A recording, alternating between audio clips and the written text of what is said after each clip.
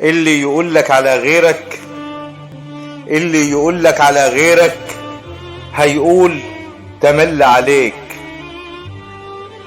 اللي يقولك على غيرك هيقول تملي عليك، واللي يودود في ودنك عمره ما يبقى عليك.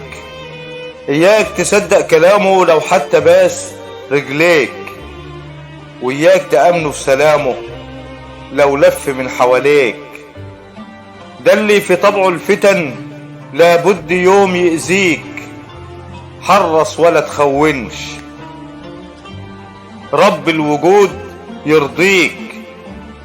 ده اللي بيتكلم على الناس عمره ما يبني سلام، يبقى معاك بكلام ومن وراك بكلام.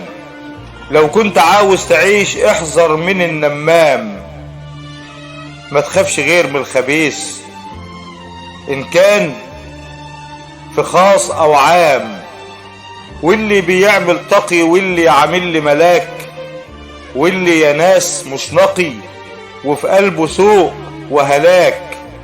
يعمل حبيبك في وشك وهو موش وياك، يوصل حبال الوداد مع انه نفسه اذاك. لو كنت عاوز تعيش ما تدوش على الاسواك، وابعد عن النمام تلقى الاله وياك، تلقى الاله وياك، تلقى الاله وياك. بقلم والقاء اشرف رفعت خوينس، جمهورية مصر العربية، البصرات، مركز المنزلة، محافظة الدقهلية.